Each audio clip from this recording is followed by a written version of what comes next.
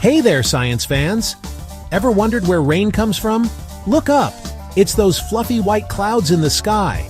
They might look like cotton candy, but they're actually made of teeny tiny water drops. These drops are so small, you wouldn't even feel them on your skin. They're like little adventurers floating way up high. Now, these tiny water drops love to play tag.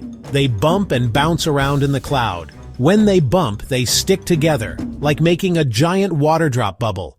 More and more drops join the fun, and the bubble gets bigger and bigger. Can you guess what happens next? That's right! The giant water drop bubble gets so heavy, it can't stay up in the cloud anymore. So it falls down to Earth as rain! Sometimes the drops are small and light, making a gentle drizzle. Other times, they're big and heavy, making a loud, splashing downpour.